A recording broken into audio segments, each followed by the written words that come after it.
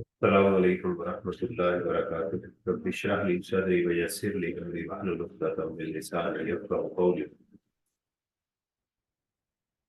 मैं इस दुआ में जो अल्लाह ताला ने हमें सिखाई है उसमें हम चार चीजें मांगते हैं। रब्बि इश्रह ली सदरी, या रब मेरे सीने को खोल दे। शरा फरमा, व यस्सिर ली अमरी, और मेरे काम में आसानी अता फरमा। वहलुल उक़दतम मिन लिसानी, और मेरी जुबान की गिरा को खोल दे। यफ़क़हू क़ौली, ताकि वो मेरी बात को समझ सके। और एक मैं रोज आपको रिक्वेस्ट करता हूँ कि अल्लाह ताला ने कामयाबी का रास्ता जो है वो सच के साथ जोड़ा। या अय्युहल्लज़ीना आमनुत्तक़ुल्लाह वक़ूलू क़ौलन सदीदा, ऐ लोगो जो अल्लाह से डरते हो, अल्लाह का तकवा रखते हो, जब भी बात किया करो तो सीधी किया करो। युस्लिह लकुम अअमालकुम व यग़फिर लकुम ज़ुनूबकुम। तो अल्लाह ताला की जात इस बात की गारंटी हमें दे रहे हैं कि वो हमारे काम को सही कर दें और पिछले गुनाहों को भी माफ फरमा दें। वमन युतिइल्लाह व रसूलहू फ़क़द फ़ाज़ फ़ौज़न अज़ीमा, जिसने अल्लाह और उसके रसूल की इताअत की उसको दुनिया आखिरत में बुलंद मुकाम अता किया जाएगा। नबी अकरम सल्लल्लाहु अलैहि वसल्लम ने फरमाया कि मुसलमान वो है जिसके हाथ और जुबान से दूसरे मुसलमान महफूज हो, किसी का हक नहीं मारे, सिग्नल पे एहतियात से चलें, किसी को गाली ना दे। तो आपकी जुबान से किसी की रूह को तकलीफ होगी और आपके हाथ से किसी के जिस्म को तकलीफ होगी। यानी किसी का हक मार लेना, उसको पैसे पूरे ना देना, हम कहीं काम कर रहे हैं तो उस काम को पूरा ना करना, जो चीज पैसे दिए गए उसके गए चीज को पूरा ना देना, ऑडिट पे गए हैं तो क्लाइंट से चीजें चीजें चोरी उठ करके ले आना, स्टेशनरी उठा के ले आना, पेंसिल उठा के ले आना, फोटो कॉपी है तो उसके क्लाइंट को आप मशीन को इस्तेमाल कर रहे हैं, ये सब इसी जुमरे में आता है। कि क्या होगा उससे, 1000 रुपए की कॉपी थी, आपने उसकी उसकी मशीन पे खड़े हुए लंच टाइम में और आपने उसकी कॉपियां वहां से निकाल ली, उसको क्या फर्क पड़ेगा, वो तो ऑलरेडी अरबोपति आदमी है। नुकसान आपने अपना किया है।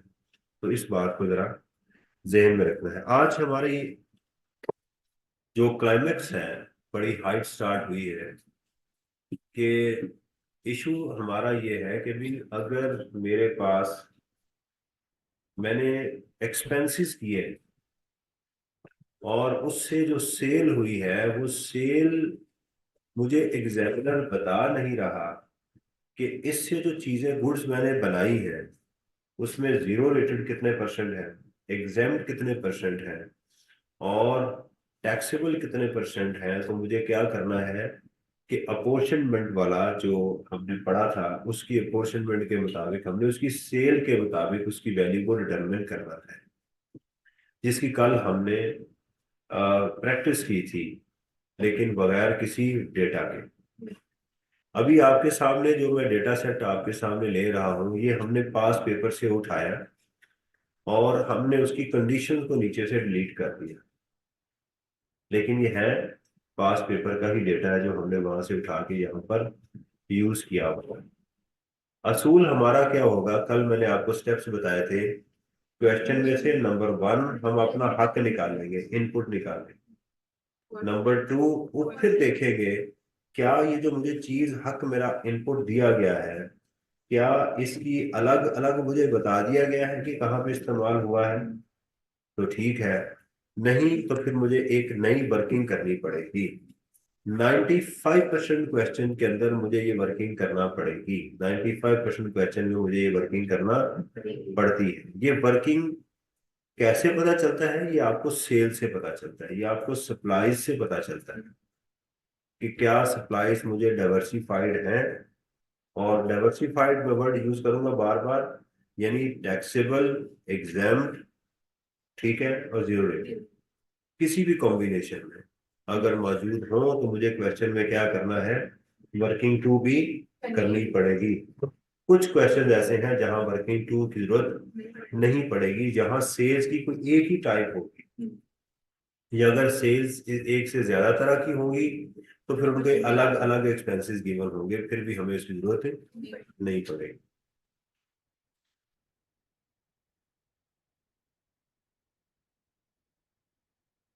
ये डॉक्यूमेंट है जो आपके साथ बाद में शेयर भी कर दिया जाएगा। पहला है जी एपेक्स सोल्यूशन। ये देखे ना, ये उसका आई कैप का क्वेश्चन है, उसी को एज इट इज ही उस नाम को हमने इस्तेमाल किया हुआ है। मंथ है जी अप्रैल का। दो चीजें हमारे पास मौजूद है, सप्लाईज और परचेजेस। तो ये जो हमारे पास सप्लाईज हैं, इसको हम, क्या है हमारी, दूसरे अल्फाज में ये हमारी आउटपुट है, और यहां से क्या मिलेगी, हमारी इनपुट मिलेगी। ठीक है। अब पहले इनपुट को देखते हैं। हमारे पास taxable goods from registered person, इस okay. Taxable goods from unregistered person, इसका हमें कुछ भी नहीं होना। इंपोर्ट ऑफ रॉ मटेरियल, ये भी ठीक है। हमारे दो तरह के एक्सपेंसेस इस क्वेश्चन में गिवन है। ये तो मिलते ही मिलते हैं, इसके बगैर तो कोई क्वेश्चन नहीं होता। अब हमने इसकी कंस्ट्रक्शन को देखना है कि इसकी कंस्ट्रक्शन क्या है। Taxable goods to registered person, ठीक है। Taxable goods to unregistered person, ये दोनों टैक्सेबल है, ये एक ही कैटेगरी है, ये एक ही फैमिली है। फर्क सिर्फ ये है कि जब हम क्वेश्चन में जाएंगे तो इसके ऊपर 18% लेंगे और इसके ऊपर 18% प्लस 4% भी लेंगे, बस ये फर्क है एक ही फैमिली। स्टूडेंट 4% को यहां सोचना शुरू कर देता है, जो कि बिल्कुल ही गलत है, गुनाह कबीरा है। ये गुनाह सगीरा नहीं, गुनाह कबीरा है। ये काम नहीं करना आपने। परचेज को कंसिडर नहीं करना, परचेज अनरजिस्टर्ड से कंसिडर नहीं करना। और सेल्स टू अनरजिस्टर्ड का डबल इम्पैक्ट होगा। अनरजिस्टर्ड को सेल करेंगे तो डबल इम्पैक्ट, परचेज करेंगे अनरजिस्टर्ड से तो जीरो। उस पे दो है, इस पे जीरो है, ये उलट आपने सोचना है। Exempt goods to local unregistered person, ये रजिस्टर एग्जाम्ड गुड्स रजिस्टर्ड को करें या अनरजिस्टर्ड को करें, इससे कोई फर्क नहीं पड़ता, लेकिन इसके ऊपर फर्दर टैक्स भी नहीं होता। ठीक है। अब चूंकि हमारी सप्लाईज आ गई हैं दो तरह की, लेकिन जो हमारा इनपुट है वो इकट्ठा पड़ा हुआ है, यानी समझे कि एक गठरी है, इस गठरी को खोलने के बाद हमने इसको अलग अलग करना है। अंडरस्टैंड। तो पहले बनाते हैं इसकी वर्किंग वन। मैं एक्सेल पे करूंगा ताकि आपकी कैलकुलेशन बहुत अच्छी होती है, तो मैं इसको एक्सेल पे इसलिए करूंगा। Practice question one. तो वर्किंग वन, ठीक है। अच्छा, इसमें देखिए कितने कॉलम बनाने हैं वर्किंग वन में। इसमें हम लिखेंगे input tax, number one column supplies, number two उसकी वैल्यू, ठीक है। यहां आप लिखेंगे इनपुट टैक्स। अगर सिर्फ रॉ मटेरियल का हुआ तो रॉ मटेरियल का आप लिख लेंगे, और अगर फिक्स एसेट हुआ तो एक और कॉलम बना लेंगे आप। सही है।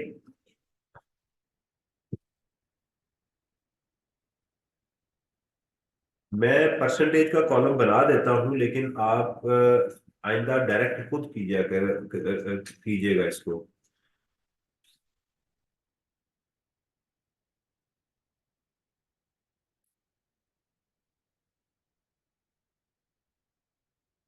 मैं ग्रिड लाइंस को ऑफ कर दूं ताकि आपको पता चले कि कहाँ पर हमने क्या करना।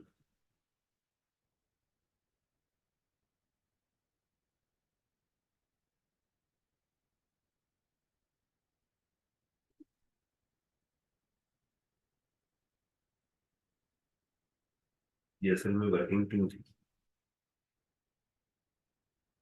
वर्किंग वन में तो सिर्फ इनपुट आता है ना, गलत काम लोग करवा मेरे से सुबह सुबह ये है।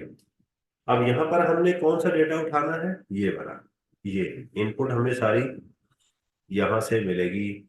Taxable goods from registered person, unregistered, मैं तीनों लाइनों को लिख लूंगा एज इट इज। 4, 2 और 1 ये भी याद रखिएगा।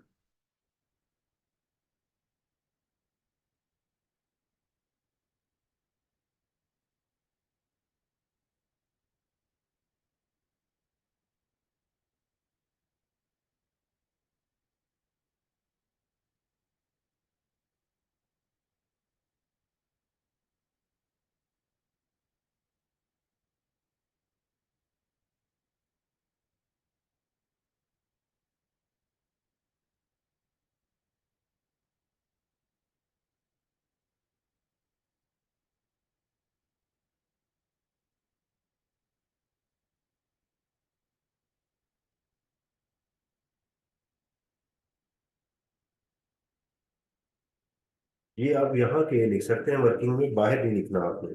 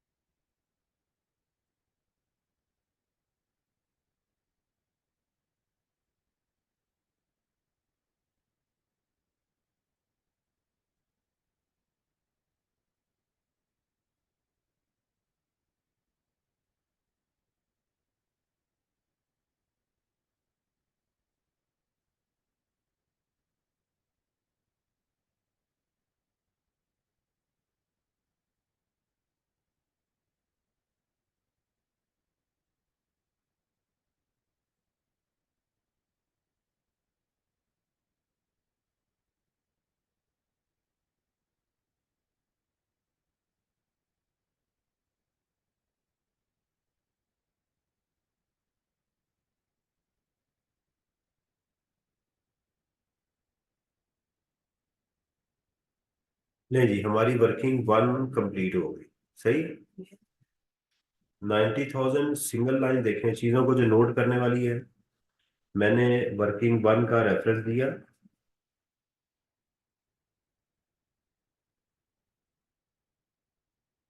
फिर इस पे इनपुट लिखा। यहाँ रेजिजुअल इनपुट टैक्स भी लिख सकते हैं क्योंकि इसकी अपोर्शनमेंट करनी है। और ये देखें, मेरे क्वेश्चन के अंदर ये 72,000 मौजूद नहीं था, तो मैंने इसकी वर्किंग बता के उसको बताया कि साहब ये मैं कैसे कैलकुलेट किया है। अनरजिस्टर्ड को मैंने शो किया, हालांकि ये नील आना था, मैंने इसका कोई ट्रीटमेंट नहीं करना था, लेकिन एग्जामिनर की रिक्वायरमेंट होती है show all relevant exemptions and disallowances, इसलिए मैंने इसको भी, इसके भी नंबर होते हैं कि अगर किसी चीज को आपने इस्तेमाल नहीं किया उसको शो करें। और इंपोर्ट ऑफ रॉ मटेरियल में भी मैंने 18,000 कैसे बना उसको भी मैंने शो किया। मेरी आप टिप्स को आप याद रखेंगे तो इंशाल्लाह बाकी पेपरों में भी बहुत आसानी होगी आपको।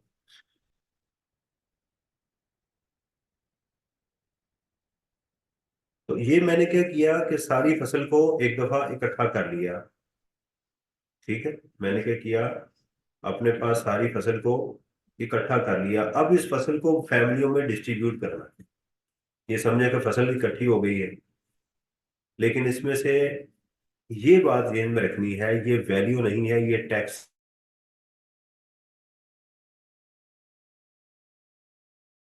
ठीक है।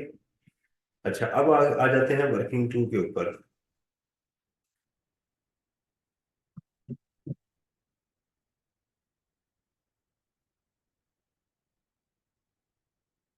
ठीक है।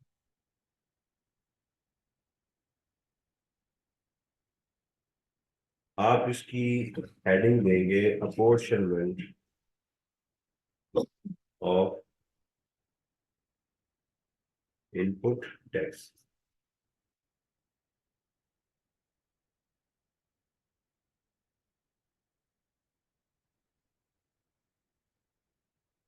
पहली चीज क्लियर है, नोट इट। अब इसके लिए हमने डेटा कहाँ से उठाना है, यहां से, ये वाला। और ये वैल्यूज आपने उठानी। देखें, वर्किंग 1 में इसका इनपुट लिया था, ये बात ध्यान में रखनी है, टैक्स लिया था। वर्किंग 2 में क्या करना है आपने, ये वैल्यूज उठानी है, टैक्स नहीं। ये गलती नहीं करनी एग्जाम में, टैक्स नहीं उठा लेना। फाइन। तो ये हमारे पास तीन चीजें हैं।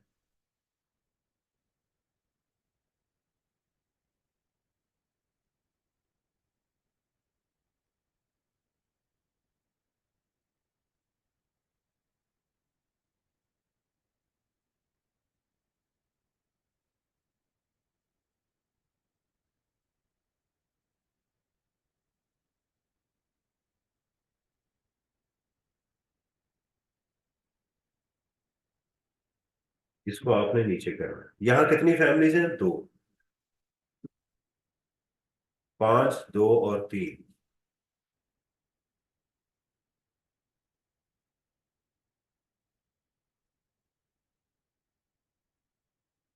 इन दोनों को आपने इकट्ठा करना है,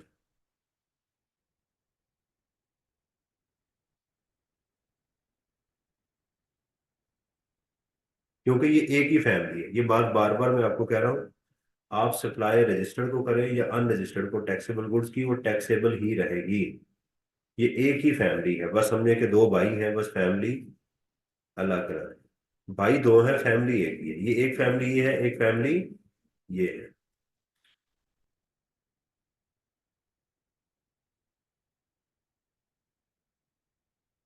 टोटल कितना आ गया हमारे पास? ये वाला। ठीक है। अब देखिए, हमारा जो रॉ मटेरियल था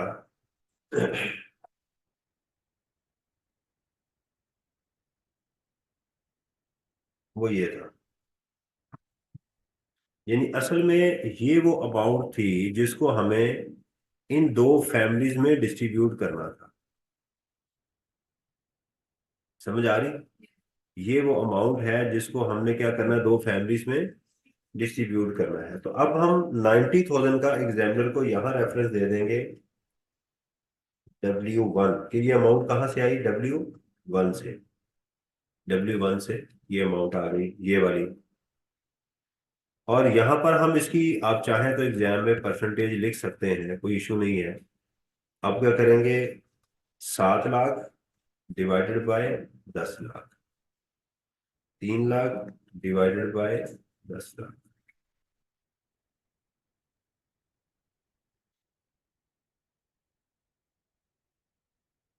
लेकिन आपने करना क्या एग्जाम के अंदर, कि आप डायरेक्ट कैलकुलेटर पे 7 लाख लिखेंगे और डिवाइड कर देंगे 10 लाख के ऊपर। यहां मैं कर देता हूं, क्या करेंगे आप? 7 लाख। अच्छा, यहाँ अगर आप एग्जाम में सहूलत में चाहें तो जीरो भी लिख सकते हैं, फिर इन तीन तीन जीरो को ये उड़ा दीजिएगा। इस जगह पर आप राउंडिंग कर सकते हैं कि आप एग्जाम में लिखें और नीचे फिर क्या कर दें। लेकिन अगर आपको लगता है कि मेरे से गलती हो सकती है, तो फिर ना करें। तो ये हो जाएगा 700,000 डिवाइडेड बाय 1 मिलियन।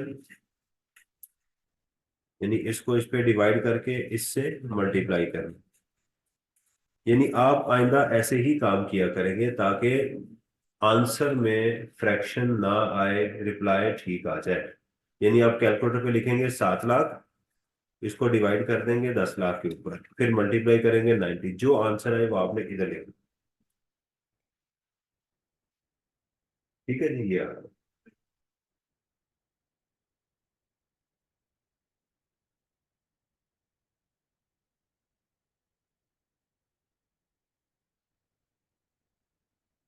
ठीक है जी, ये देखिएगा, और इन दोनों का टोटल ये 90,000 होना चाहिए।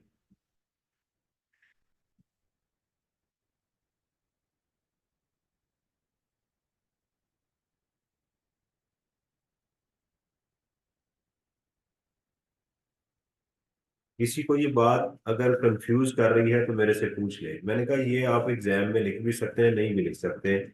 आहिस्ता आहिस्ता प्रैक्टिस हो जाएगी, फिर आपको मसला नहीं आएगा इसमें। हमारा क्लेम ये है, जो अब हमारे क्वेश्चन में जाएगा, ठीक है, इसका फर्दर कोई ट्रीटमेंट नहीं होगा। एग्जाम गुड्स के आगे जितना भी इनपुट होगा उसका फर्दर क्वेश्चन में कोई ट्रीटमेंट नहीं होगा। ठीक है।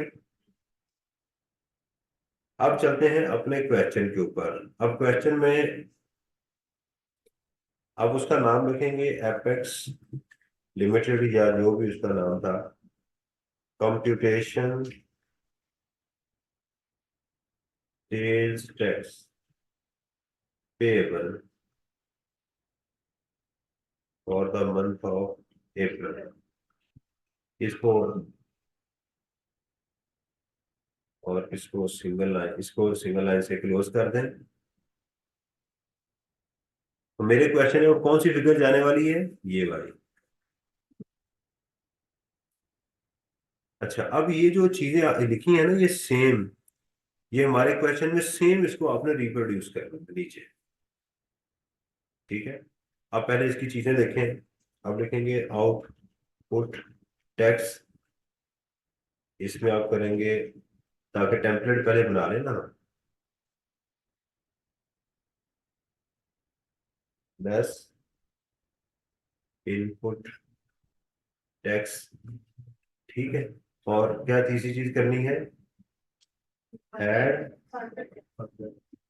Further tax. ये उसी सूरत में फर्दर टैक्स लिखना है अगर सप्लाई टू अनरजिस्टर्ड हो। ये तीन चीजें आपने फिर क्वेश्चन में लिख लेनी। इसको भी मैं भी अंडरलाइन कर, क्योंकि आपके पास जो है ना पेन एक ही होगा ना। अब आपने क्या करना है, यही जो आपने तीन चीजों पर, अच्छा एक यहाँ पर सहूलत ये है कि अब बजाय हम इन दोनों को लिखने के, हम सिर्फ इसी अमाउंट को और इस अमाउंट को लिख लेते हैं। क्योंकि ये गुड्स क्या है, टैक्सेबल, और ये है एग्जाम्प्ट। तो आप अपने क्वेश्चन में यहाँ अलग अलग लिखने की जरूरत नहीं भी है, बस लिख सकते हैं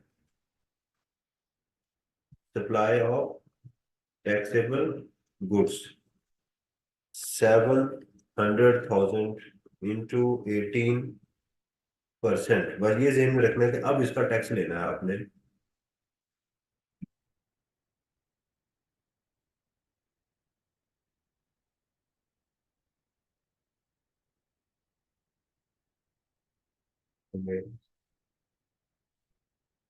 सप्लाई ऑफ एग्जाम्प्ट गुड्स, और यहाँ डैश करेंगे।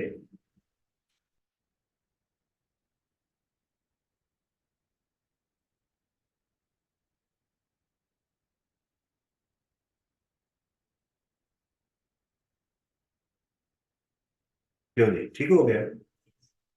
और यहाँ लिखेंगे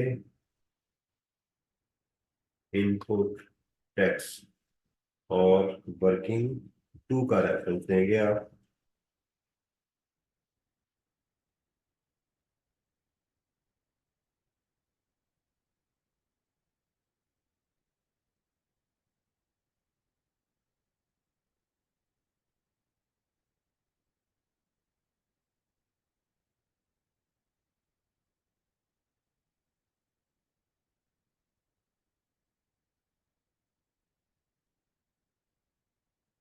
ये अनरजिस्टर को कितनी सेल की हमने, इसका फर्दर टैक्स भी लेना है 2 लाख रुपए का।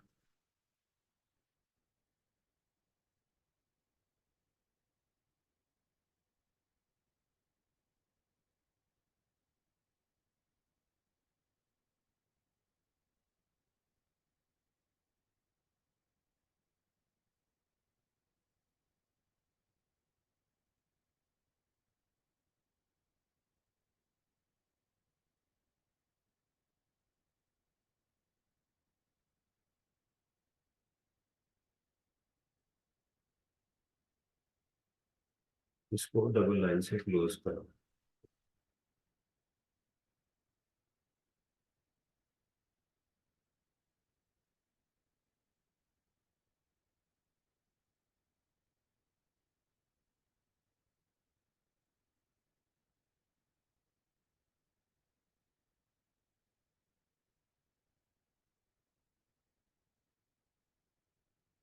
अच्छा, अब यहाँ एक नोट लिख ले, मैं इसको इसके साथ लिख रहा हूँ, note in case of negative amount please right carry forward. अगर यहाँ जो 63,000 में लिखा है ना, ये वाली, अब कुदरती बात है कि दोनों फिगर सेम हो गई है। ये हो सकता है कि ये आपका 126 है, इसमें से आप 2 लाख रुपए माइनस कर रहे हैं। तो अगर यहाँ नेगेटिव अमाउंट आ गई तो आपने क्या करना है, उसके आगे लिख देना कैरी फॉरवर्ड। और ये 8,000 का 8,000 फिर इधर पेएबल में आ जाएगा। यानी अगर यहाँ नेगेटिव अमाउंट आ गई है पेएबल में, फिर भी 8,000 रुपया आएगा ही आएगा। नहीं भी समझ आई तो समझना नहीं है, अगर समझ आ गई है तो it's okay. Sale test paper में जो भी करेंगे। से मतलब इससे इंक्लूड नहीं करेंगे तो जो और नेगेटिव अमाउंट है। अभी आपको जो मैंने कहा है उसकी समझ नहीं आई ना? ये अभी नहीं नहीं आपने नहीं, कहा मैंने कि सिर्फ, आप परेशान नहीं हो, आपको जो मैंने कहा है उसकी समझ तो नहीं आई? परेशान है ना उसमें? नहीं समझ आ गई, आपने कहा नेगेटिव अमाउंट आएगी उसे मतलब सेल टैक्स पेबल में इंक्लूड नहीं करेंगे, जो 8,000 आएगी पर टैक्स में उसे लिख देंगे। वो लिख देंगे बस, यही बात है। ठीक है ना? अगर तू परेशान है तो परेशान नहीं होना, सोचना नहीं है। और अगर समझ आ गई है तो फिर भी ठीक है। ठीक है, जब आएगा तो देखा जाएगा।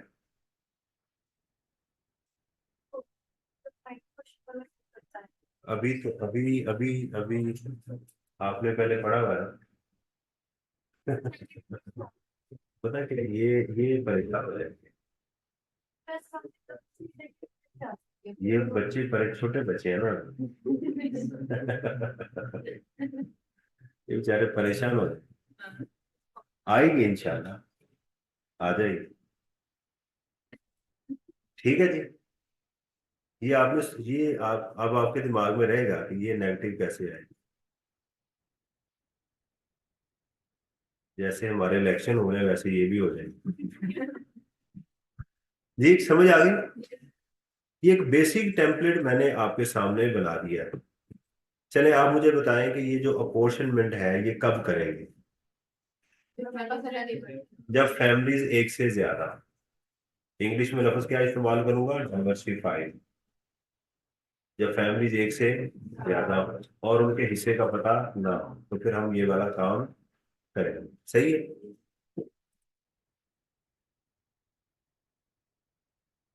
अच्छा, अब आप इसको करें। अब आप, आपके पास 10 मिनट है, आप इसको करें। 10 मिनट क्यों है आपके पास? मैंने आपको 10 मिनट क्यों दिए? मैंने चाय पी ली। नहीं जी, स्पार्क टाइप में जो हमारे पास इशू है वो है, हमारे पास पहले इनपुट को देखते हैं।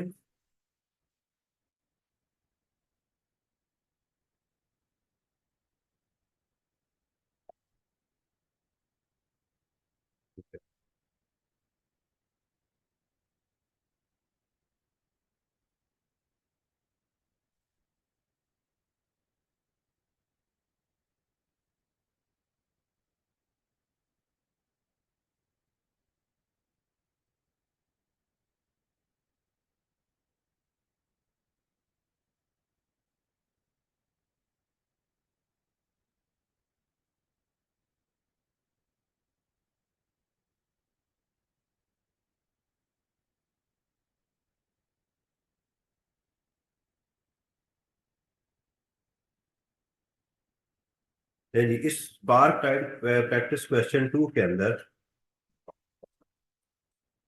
हम इसमें अपनी चीजें नोट करते हैं।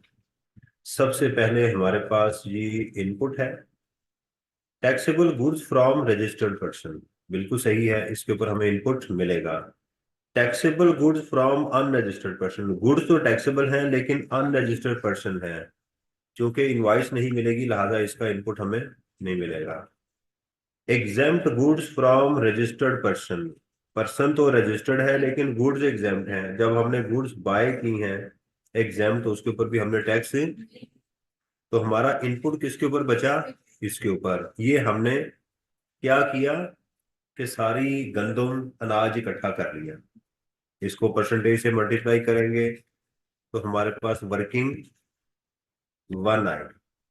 अब देखना ये था कि फैमिलीज कितनी है, एक रजिस्टर्ड और अनरजिस्टर्ड, नंबर 2 और नंबर 3। तो यहाँ 3 फैमिलीज ने काम किया है, तो इसका इनपुट हमें इन तीनों के अंदर क्या करना है, डिस्ट्रीब्यूट करना है।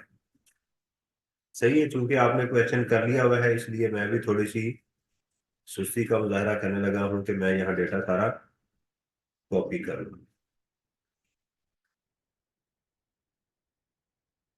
तो सारा नहीं किया।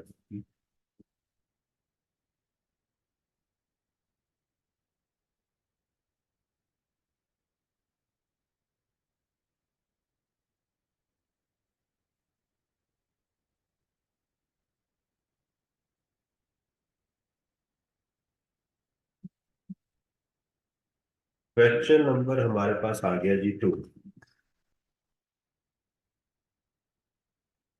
Input tax, taxable goods from registered person, बताइएगा कितनी है? 850।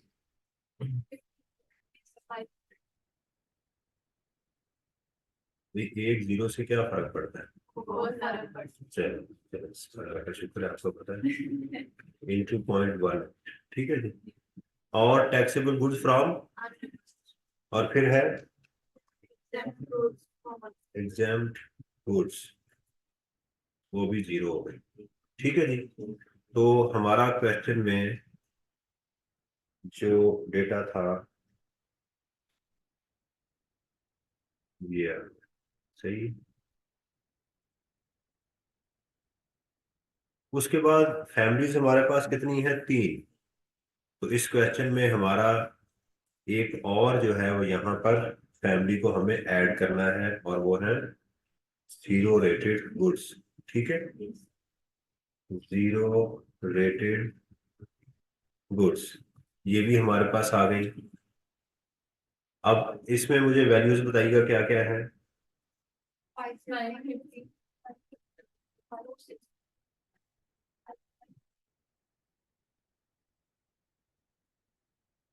550 और 260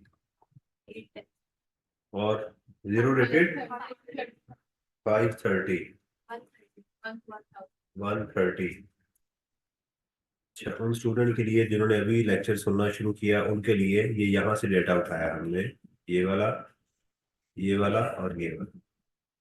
हो सकता है कि लेक्चर सुनते सुनते कॉल आ गई हो, तो कुछ स्टूडेंट कॉल आ जाए, लेक्चर नहीं बंद करते, कहते हैं मौलवी तुम ही बोली जा, तो उसको कहते तू भी बात कर, ठीक है, इट्स ओके। तो मैंने कहा उनके लिए बता दूं कि ये डेटा मैंने यहाँ से उठाया। सही है, ये आ गया। तो हमारे पास अब 3 अमाउंट्स आ गई, टैक्सेबल, जीरो रेटेड और एग्जेम्प्ट, ठीक है। अब इनकी परसेंटेज कैसे आएगी देखिएगा। देखिए 810 इसमें कितना है, ये इसमें कितना है, और ये इसमें कितना है, ठीक है। तो हम करेंगे 810 divided by this, this divided by this, this. अब ये नहीं आपने कहना सर दिस तो डिवाइड ही नहीं हो सकता, कैलकुलेटर में दिस नहीं आता। नहीं, बड़े मासूम ये, अच्छा आप हैरान होंगे कि ये सर ये कैसे हो सकता है, ये सवाल बड़े मासूम क्वेश्चन होते हैं। जैसे सर आपने लेक्चर में कहा था दिस डिवाइडेड बाय दिस, तो कैलकुलेटर में तो एबीसी पे डिवाइड होती नहीं है। तो ये कुछ मसाइल जो है ना वो रहते हैं।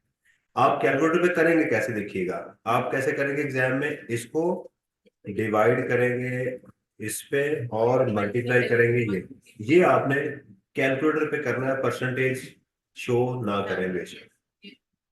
इसी तरह आप हर अमाउंट को इस पे डिवाइड करेंगे और मल्टीप्लाई इस पे करेंगे। सिमिलरली इससे क्या होगा कि आपके आंसर में फ्रैक्शन नहीं आएगी। आप तीनों को टोटल करके देख लेते हैं, तो क्या ये 153 हो रहा है, नहीं हो रहा? हो गया, ये सही है।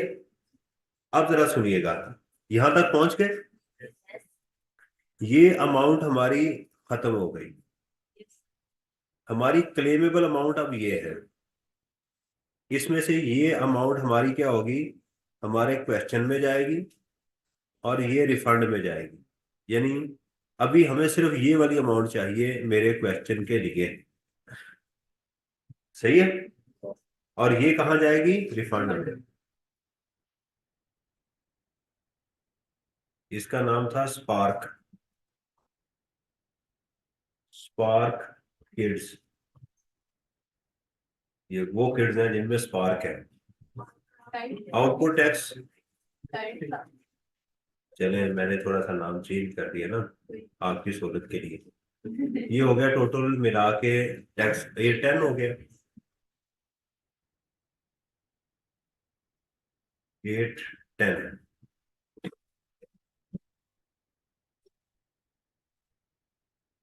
अब यहाँ पर एक और आइटम हमारे पास आ गई है, जीरो रेटेड गुड्स, या एक्सपोर्ट भी लिख सकते हैं, zero rated goods. Supply of भी लिख सकते हैं, यहाँ भी जीरो आ जाएगा। सही है, ये हमारा आउटपुट टैक्स आ गया। ये हमारी जो इनकम अमाउंट थी, ये वाली 84, ये अब नीचे आएगी G45, ये वाली। सही है, ये अमाउंट ये आ गई।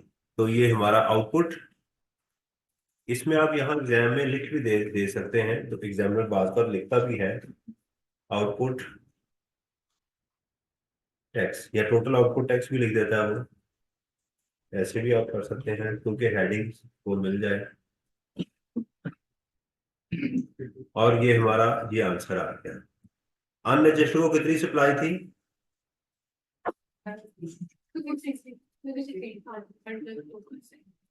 अनरजिस्टर्ड को हमने ये सप्लाई की थी। अब इसके ऊपर फर्दर टैक्स भी वो लेना है। 260।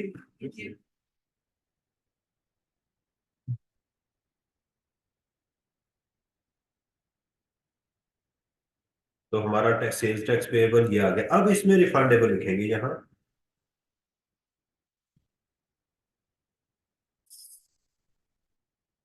सेल्स टैक्स रिफंडेबल, और यहाँ वर्किंग का रेफरेंस देना है 2। और वो जो अमाउंट आपके पास यहाँ आ रही थी, दिस वन, ये आएगी। ये लाजमी लिखना है, ये इसमें लाजमी लिखना है। पूरा क्वेश्चन मैं आपको दिखा दूं। इस और उस क्वेश्चन में, इससे मुराद 2 है, प्रैक्टिस।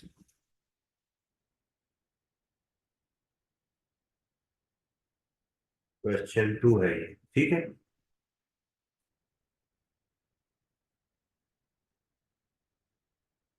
इसमें और उसमें क्या फर्क था कि इसके अंदर हमारे पास एग्जाम्प्ट गुड्स भी आ गई थी। ठीक है, हमारा ये इनपुट आ गया था। इनपुट को हमने 3 फैमिलीज में डिस्ट्रीब्यूट करना था। अपोर्शनमेंट में हमने 3 फैमिलीज में कैसे डिस्ट्रीब्यूट किया? रजिस्टर्ड, अनरजिस्टर्ड, ये टोटल हमारी टैक्सेबल गुड्स आ गई, जीरो रेटेड गुड्स आ गई, एग्जाम्प्ट गुड्स आ गई। यहां पर एग्जाम में टैक्स नहीं लेना, यहां एग्जाम में टैक्स नहीं लेना, ये गलती नहीं करनी। इस कॉलम में हमेशा सप्लाई आएगी। बाकी नॉर्मली टैक्स टैक्स खेलेंगे, बाकी तकरीबन सब जगहों पे टैक्स टैक्स की गेम होती है। यहां पर पोर्शन में टैक्स नहीं आना, यहाँ टैक्स आएगा। अगर फिक्स एसेट होगा तो फिर हम यहाँ फिक्स एसेट का भी इनपुट, ये रॉ मटेरियल, उसका भी अलग से डालेंगे, उसको माइनस भी अलग से करेंगे, अपोर्शनमेंट भी उसकी अलग से ही करेंगे। तो इस क्वेश्चन में जो नई आइटम आई थी वो ये आई थी जीरो रेटेड गुड्स की। और ये जो चीज हमने क्या की, नीचे जाके रिफंड में क्लेम कर ली, और ये हमारा किस में चला गया? क्वेश्चन में चला गया। इसका क्वेश्चन में तकरीबन कहीं पर भी कोई और इशू नहीं आना। क्वेश्चन में जो भी एग्जाम गुड्स होती हैं उसके अगेंस्ट जितना भी इनपुट होता है वो आपका खत्म हो जाता है, जाया हो जाता है। इस ओके, ये बात समझ आई है? अच्छा जी, अब चलते हैं।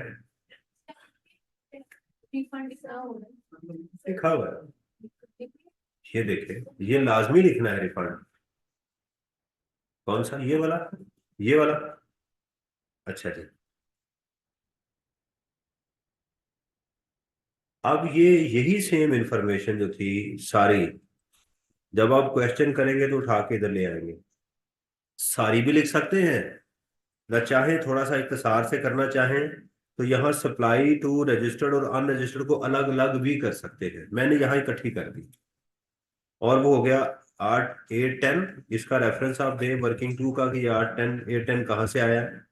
ये मेरे पास आउटपुट आ गया, zero rated goods zero, exempt goods zero, total मेरा आउटपुट आ गया। और उसके बाद लेस मैंने इनपुट करना है। ये इनपुट कौन सा है? जो वो गठरी से मैंने खोल के बाहर निकाला हुआ, जो इसका हिस्सा है। तो इस फैमिली का हिस्सा, टैक्सेबल फैमिली का हिस्सा जो बड़ा है ना, बड़े का हिस्सा कहाँ आ गया? ये आ गया। छोटे का हिस्सा रिफंड में जाएगा, छोटे को रिफंड मिलेगा, बड़े को एडजस्ट होगा। बस ये याद रखें, बड़े को एडजस्ट होगा, छोटे को रिफंड मिलेगा और कमारे का जाया हो जाएगा। सही है। तो इसके ऊपर हमारे पास आ गया, ये अमाउंट आ गई। मैं यहाँ नोट को खत्म कर दूं, आपने करना लिखना शुरू कर देना। तो ये आ गया हमारे पास टैक्स पेएबल। इसमें हमने फर्दर टैक्स को मजीद ऐड किया, तो हमारे पास टोटल टैक्स लायबिलिटी ये आ गई। ये रिफंड आ गई। स्टूडेंट कहता है सर इसको हम आपस में इकट्ठा कर सकते हैं? The answer is no. No and never. No and never दोनों को इकट्ठा नहीं करना। आपने ये बात जहन में रखनी है। ओके, चले।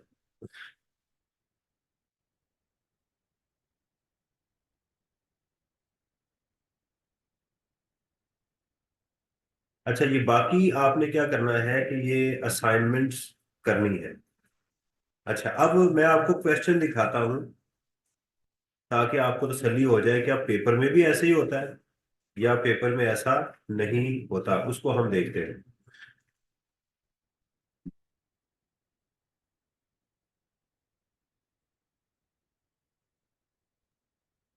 ले जी, ये हमारे पास कुछ क्वेश्चंस डाउनलोड करके आपके सामने स्क्रीन पे आपको नजर आ रहे हैं। इसके ऊपर हम एक एक करके इसको देखते हैं। स्प्रिंग 2023 का क्वेश्चन देखते हैं।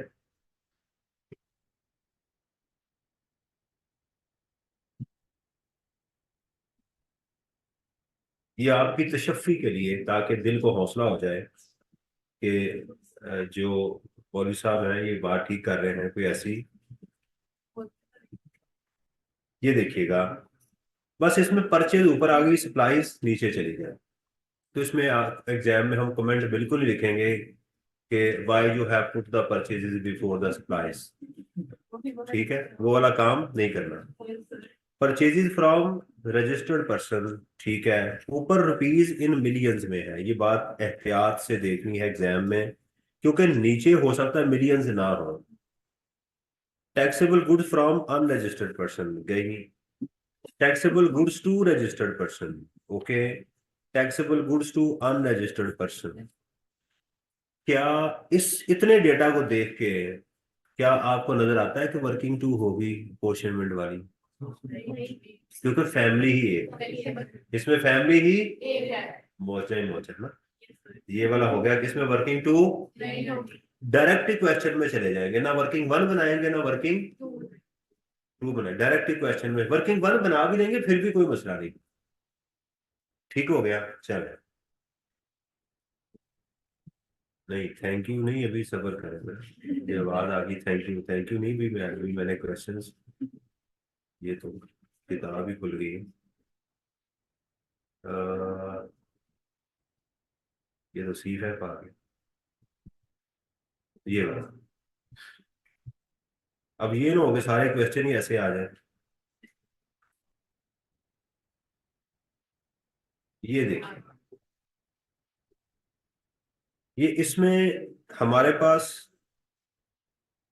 टैक्सेबल गुड्स टू, नहीं ये सप्लाईज आ गई, purchases. Taxable goods from registered persons, taxable goods from unregistered persons, exempt goods from registered persons, electrical and sanitary fittings, right. ये क्या है, इसके ऊपर भी हमें मिलना चाहिए, ये बाद में देखेंगे। प्लांट एंड फिक्स एसेट आ गया। जब फिक्स एसेट आएगा तो अपॉर्शनमेंट में क्या होगा, एक चौथा कॉलम बनेगा इनपुट के साथ, और इनपुट में जाके अलग से माइनस करेंगे। ठीक हो गया।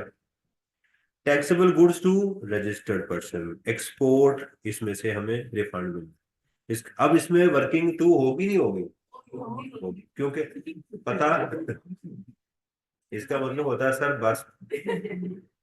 लेकिन आप जो मर्जी कर ले, मैं भी बड़ा शरारती हूं। मैं आपकी रग रग के अंदर अपॉर्चमेंट, रात को आप सोए हुए। अच्छा, ये एक जाहिद ने क्या किया, इसने सेल्स टैक्स खुद ही कैलकुलेट कर दिया। देखें, एक नई चीज भी आती है पेपर में। एक होता है कि आपको डेटा दे के कहा जाता है ये इमारत बनाओ, एक गलत इमारत दी जाएगी कि इसको ठीक करो। ये वो है। नहीं नहीं नहीं, ये आसान नहीं होता है। और भाई बात ये है कि मैंने आप मेरी देखें, एक चीज मैंने कहा कि ये मेरी गारंटी है कि आपको चीज मैं आसान करके समझाऊं। मेहनत करना वो आपकी जिम्मेदारी है, अगर आप मेहनत नहीं करेंगे तो आप पछताएंगे। मैंने सिर्फ सालाना फीस देनी होती है आई कैप को। ले जी, ये डेटा आ गया। Purchases, goods from registered person, taxable goods from unregistered person, packing material from unregistered person. आगे taxable goods to registered customer, taxable goods to double impact. ठीक है, two in one. Chocolate vanilla याद कर लिया करें, ये चॉकलेट भी है कस्टमर और इसमें वनीला भी मैंने ऐड करनी है। ये सिर्फ चॉकलेट ही है, ये आइसक्रीम चॉकलेट ही है और इसमें चॉकलेट वनीला दोनों ऐड करनी है। Export of taxable goods to Saudi Arabia, ये हमारी तो फैमिली क्या हुई, दो, एक से ज्यादा फैमिलीज हैं, तीन है या दो है? दो, ये दो भाई हैं, ये चॉकलेटी भाई हैं और एक में वनीला भी शामिल है, जरा गोरा है बाकी काले। समझ आ गई? और क्वेश्चन दिखाओ। अब मैंने दिखाना भी नहीं था, आप कहते थे। चलिए आपकी बात मान लेता हूँ, अल्लाह हाफिज। ये बाकी जो अभी आपके साथ शेयर करेंगे, आपने इसको कल करके आना है।